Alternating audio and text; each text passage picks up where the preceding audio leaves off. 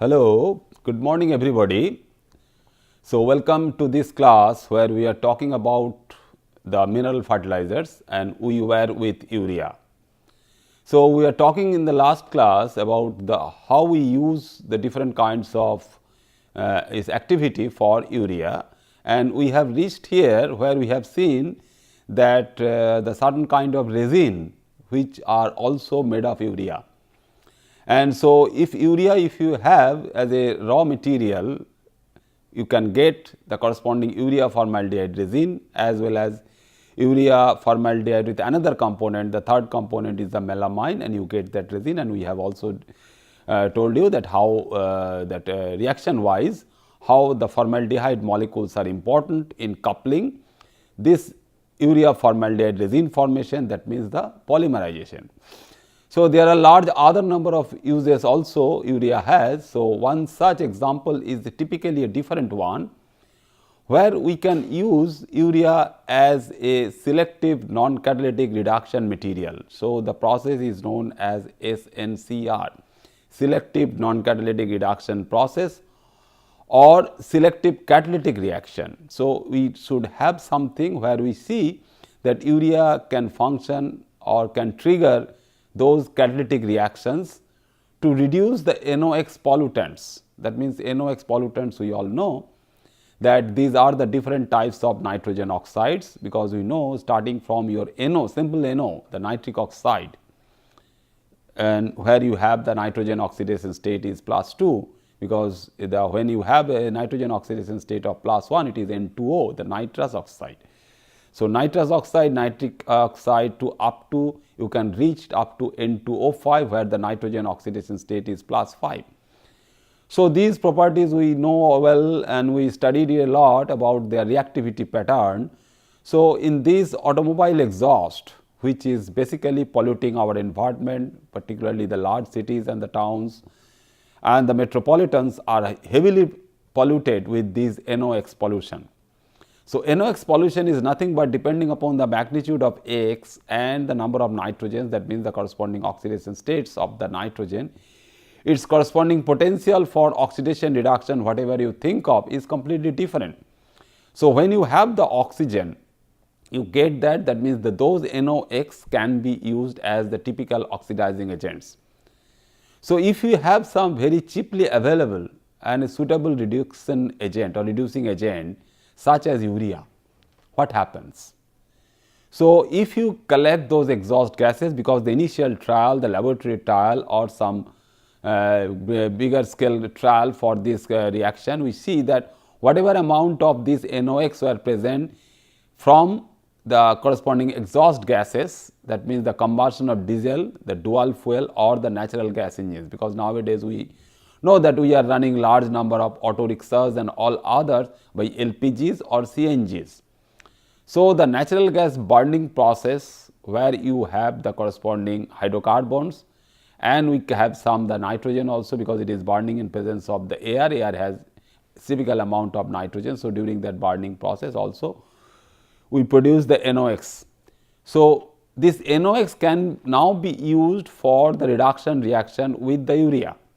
So, it can either be a catalytic process, that means in presence of some catalyst, or it can be simple selective catalytic reduction and non-catalytic reduction also.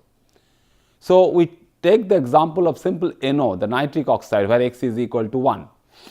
So, the nitric oxide, where the nitrogen oxidation state is +2, react with urea, which is NH2 NH2 whole 2 CO with presence of oxygen. So, the burning process what is taking place in presence of O2, giving you such a simple things, that means it is producing nitrogen, it is producing water, and it is producing carbon dioxide. So, it is a very interesting one that we are destroying the NOx, which has a severe polluting effect in the environment, to convert that NO to dinitrogen molecule, which is already a constituent in our air, in our atmosphere. So, urea can that way is a very useful material for tracking the corresponding polluting effect of NO or NOx. So, what the companies are trying to make, that they are trying to make something where you can have the corresponding chamber where you can have a 32 to 35% solution of urea, and through that urea solution, if we allow to pass this particular automobile exhaust gas, which is known as the diesel exhaust solution. You see the name, basically the companies have already arrived into the market. They are producing that particular solution. They are simply selling the urea solution, but they are marked as the corresponding diesel exhaust solution, because it can trap the NOx from the diesel exhaust and it can destroy those NOx. So, if the reaction is only water based, nothing is required, because urea has a certain amount of solubility in water. So, injecting a water based urea solution into the exhaust system, or you can pass the exhaust gases through the urea solution, it is again the same thing what you are trying to get. So, when you get this, we can basically destroy the NOx from there. So, the thing is that what ammonia is produced during hydrolysis, we have seen last time that we can talk in terms of the corresponding urease activity, that ureases are there in the soil material also. So, urease which is available, so that urease is responsible for the hydrolysis of urea, producing simply the material where from we got urea, that means the carbon dioxide and ammonia. So, ammonia which is being produced from the hydrolysis of urea can react with NOx. How this reaction is going on, whether it is a reaction of urea only with NO or ammonia with NO, and is converted to N2 and H2. So, this reaction is only that NH3 which is coming out through the hydrolysis of urea.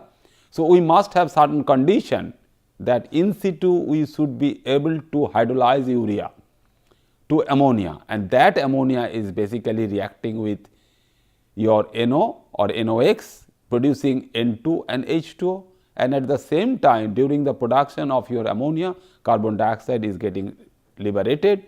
So, within the catalytic converter everything is happening. So, this particular one is the urea based catalytic converter which can destroy the NOx molecules.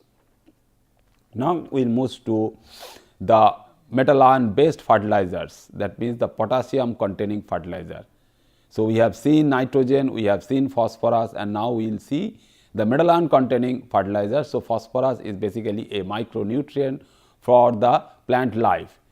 It is available, where is you get it. So, the availability is always very much important, otherwise you cannot start off, you cannot think of an industrial thing. So, if you are looking for the production of potassium based fertilizer, you must have a good source or cheaply available potassium sources over there. So, we must know where from we cheaply get the potassium, like that of your sodium. So, we can have numerous deposits like your sodium chloride. So, sodium chloride we have seen that from the sodium chloride stock, that means the brine water or the sodium chloride deposit, the rock salt deposits, we get sodium for its isolation and the isolation of sodium as the different compounds. So, this rock salt, the halite we call it, the rock salt is also once again another source, very good source of potassium, because it also gives certain amount of potassium chloride from it, because potassium chloride is there within the rock salt. Then only the silver potassium chloride, which is sylvine. The sylvine is another ore type of material or a deposit, natural deposit, where from you get potassium chloride. So, these are from sodium chloride, certain amount of potassium chloride, and the potassium chloride itself in sylvine. We can think of certain thing where you can have also the magnesium, and depending upon your percentage availability and how quickly you can get that thing, your magnesium bearing another potassium chloride salt, which is nothing but a double salt type of thing of magnesium chloride and potassium chloride, which is potassium magnesium chloride, which is carnallite. So, carnallite is KMgCl3.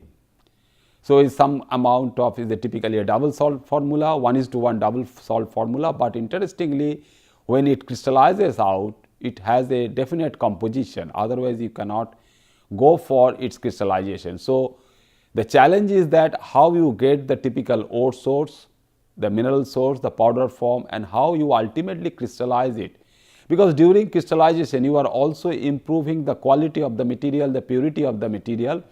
So, with hexahydrate form, the carnallite is crystallizing in its pure form, and when the composition of that carnallite is 1:1 potassium chloride, magnesium chloride, you must be sure that we have that particular composition and it is separating as a pure salt.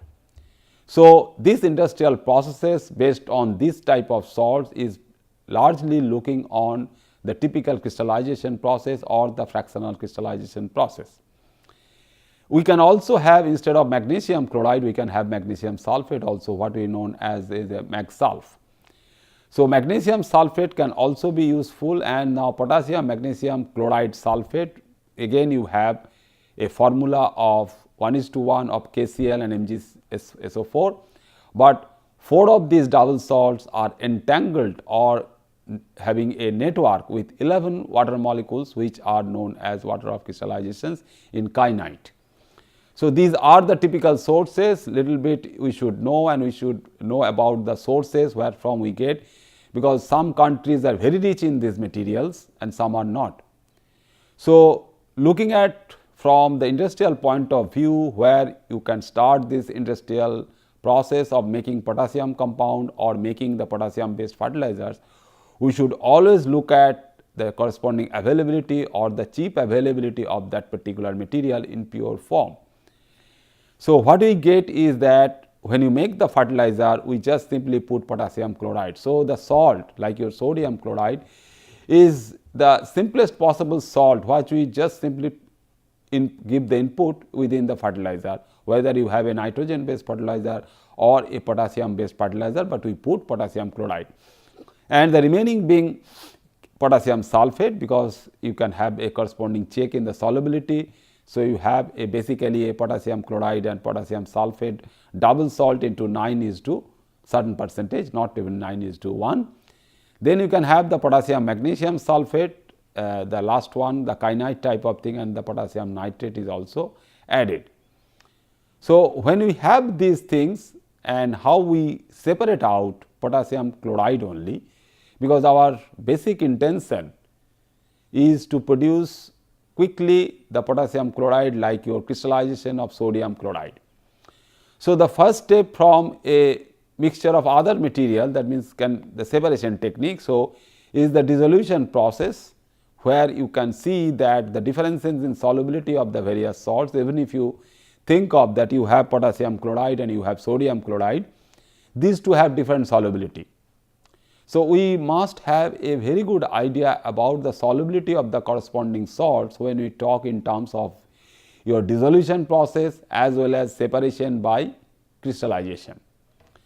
So, the various constituents what you have of the raw salt in water and exploit it to attain a high percentage, because if you can go for dissolution and crystallization, that means fractional crystallization, you can increase the corresponding concentration of say potassium chloride at this point. Then we can go for the flotation, where you can have the different grain size, different particle size, depending upon the availability of the coarsely intergrown minerals. During crystallization as well as when the mineral is forming on the earth crust, basically the size of those particles are different. So, we can have a different separation technique through flotation. Then we have the electrostatic fractionation, triboelectrical charging, which is some kind of charging, and the charging is different for the different salt species. If you have potassium chloride, if you have sodium chloride, if you have potassium nitrate or potassium sulfate, the triboelectrical charging basically can give you difference in the charge, and the corresponding relative humidity of the air is required for a multi-stage separation technique based on the corresponding electrical field applied. So, electrical charge separation, which can be achieved on the conveyor belt when the material is transported from one side to the other, and that particular electrostatic fractionation is always very important. So, we just take the help of electrostatics. So, electrostatic will help depending upon the different charges what the particles are accumulated. We can go for a very useful separation, which is basically a physical separation.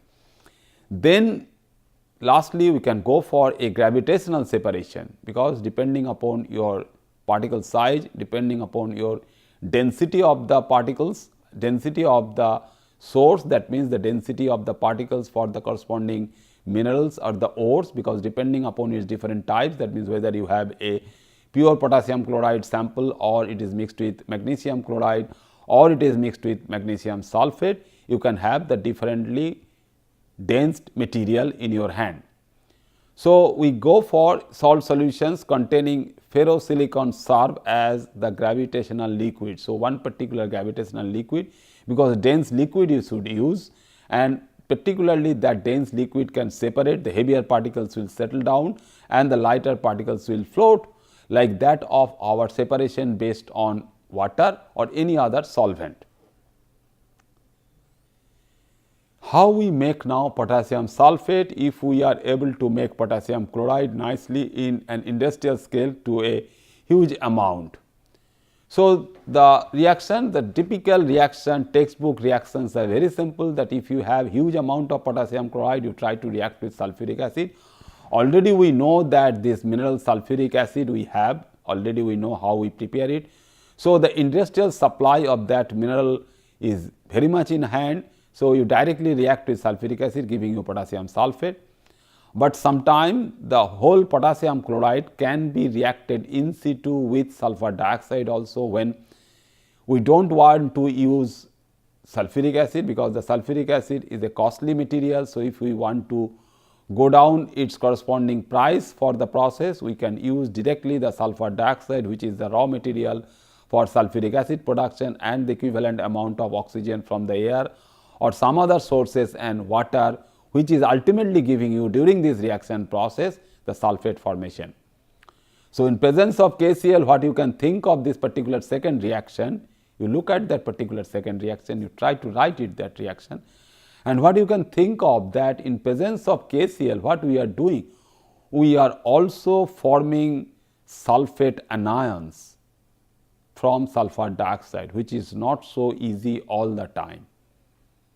That if you have sulfur dioxide, it will not very much react with water as well as O2 to give you sulfate very quickly, but potassium chloride now can have some catalytic effect for that particular conversion, because the formed material what is being separated from the medium is your K2SO4. So, this particular process or the procedure is known as Hargreaves process. So, Hargreaves process is that particular process, either you use sulfuric acid or sulfur dioxide for the production of K2SO4. Then a particular technique, all the time we should follow this particular one, and you should be asked also when during your exam time, that a particular type of metathesis reaction you always keep in your mind, that what is that particular metathesis reaction and how this metathesis reaction can be useful to get some useful compound. So, how metathetically the reaction is useful for the conversion of potassium chloride to potassium sulfate. Just now we show that one particular process is useful in presence of sulfur dioxide, but if we are able to go for a corresponding metathesis reaction, and that metathesis reaction is nothing but the exchange of the cation and the anion part. So, what you should use, whether you use sodium sulfate, aluminum sulfate, iron sulfate, or that particular magnesium sulfate, which can be available at a low cost or low price. So, if you have a very low price material magnesium sulfate in your hand, you can try for that reaction in presence of water, and that reaction will give you a double salt of magnesium sulfate, because magnesium sulfate what is being used is directly giving you the corresponding double salt when you produce also the potassium sulfate, which is also known as the Epsom salt. So, that type of all sorts of double salts are available. So, your starting component, that means whatever magnesium sulfate is you are using, your basic intention or basic idea is very simple, that you are not only producing potassium sulfate, because our idea is not you produce potassium sulfate, because the price of potassium sulfate would be less compared to your this particular complex double salt. The way we know also that when we make the more salt, which is ferrous ammonium sulfate, so is basically a stable one and which is not easily oxidized in air to ferric sulfate. So definitely the usefulness of that material is higher compared to your starting ferrous sulfate. So your cost will be more, the market demand is high, so industry will try to produce that double salt first. Similarly, this particular double salt, the Epsom salt, so is very useful and is costlier compared to your both potassium chloride and magnesium sulfate. So it is the typical crystallization process or double salt formation, which is we can consider as a value added process, and that value added process directly give you a good quality, a very pure quality of the corresponding salt, which can be marketed directly from there. So this double sulfate, what is formed in the medium, what is formed in the saturated solution, can be separated and can further be reacted with additional potassium chloride, because whatever part, one part is going as the magnesium chloride. So this double salt can be separated and reacted during the reaction with addition of potassium chloride. You can get that, again you have the magnesium source, again you have the potassium chloride source. Only thing that if you think of now for the next step, you can think of that you can have certain amount of sulfate salt.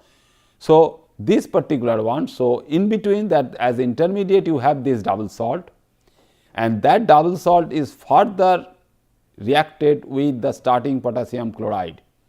So the starting potassium chloride is reacting, and when you think that the entire amount of sulfate anion what was available from your magnesium salt is converted to your potassium salt, and always remember that the solubility of potassium sulfate is more, but due to this typical mass exchange reaction, more and more amount of potassium sulfate will be forming and less amount of magnesium chloride. It may remain in solution in a supersaturated form, but it will not crystallize out with that of your potassium sulfate.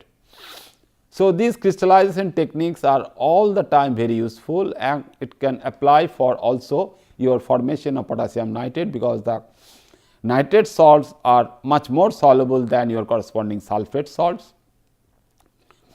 And now directly we can use this particular one, and you can remember where we can have the corresponding chloralkali process, that where we have seen that electrolysis of sodium chloride can produce give you the sodium hydroxide, can give you the chlorine, can give you the hydrogen also.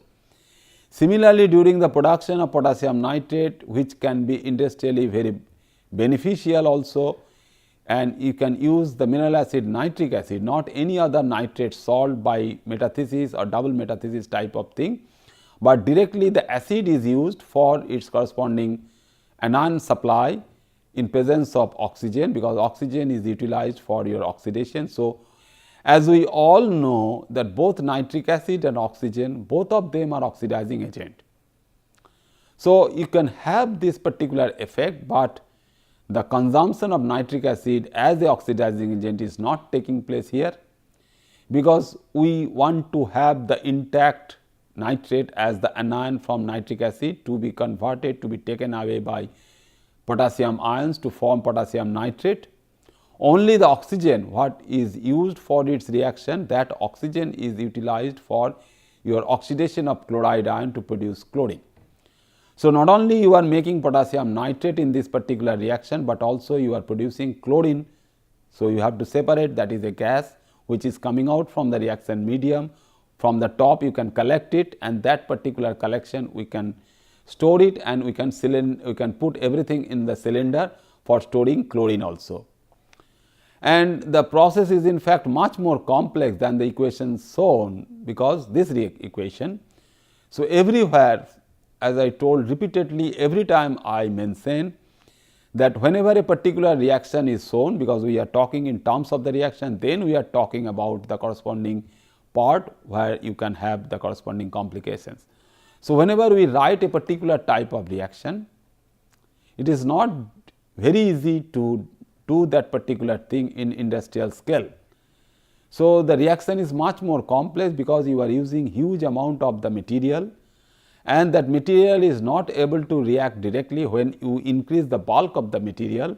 Say for this example of this KCl, when this KCl is reacting, that KCl amount basically, because you have a huge amount of that KCl, whether you take that as the granules, whether you take that as the powder or in some other form, basically in solution also, the contact with nitric acid as well as the contact with another gas component which is your O2 is not uniform, not all the time, very easy to go for molecule by molecule or ion by ion reaction, because everything what is happening at the molecular level. So, molecular level reactions always we should think in terms of the reactions with one molecule to the other, and when the reactions is in very dilute form. So, whenever we have some reaction in test tube in a very low concentration, not even the molar concentration or the normal concentration, less than decinormal, it can be centinormal or it can be millinormal or milliliter scale. So, we should always think of the reaction is very simple and reaction is very straight cut, but when you use some kg scale only, sometimes some kg scale gives us all the difficulties. That is why the industrial process engineering is there, because the processes should be different, the reaction chamber should be different, the reactor should be different, otherwise you cannot achieve that particular reaction by looking at only the feasibility of that particular reaction. So, reaction can be pretty complex. So, when we go for manufacturing this with metathesis with other nitrates like sodium, calcium and ammonium nitrate, it is also possible instead of using nitric acid. So, you now know that what are the different things you can use to convert your potassium chloride to potassium nitrate. It is the choice which will be in your hand, whether you go for the reaction what is given in the equation, that means the direct reaction of the material with nitric acid in presence of O2, or you can use some other nitrates which can be even costlier than the product which you are looking for, like your potassium nitrate. So, use of sodium nitrate, use of calcium nitrate or use of ammonium nitrate, whether they are giving you any kind of benefit with regard to the cost, we should always be very much careful for that. Otherwise, we can go for some traditional processes, because to make this salt we always look at the very cheaply available nitrate source. If your nitric acid is cheaper than sodium nitrate, we should go for this particular reaction. So, the metathesis reaction is very simple and is a very direct one.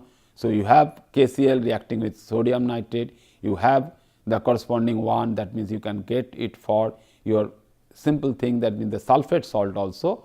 Why we are taking the second equation is that if your potassium chloride is costlier than potassium sulfate, so we directly take potassium sulfate, because we are using some nitrate which is your calcium nitrate, and as you all know, calcium sulfate has a component of the gypsum material, is readily available, and also its solubility is less as its monohydrate, and dihydrate is the calcium sulfate what is available.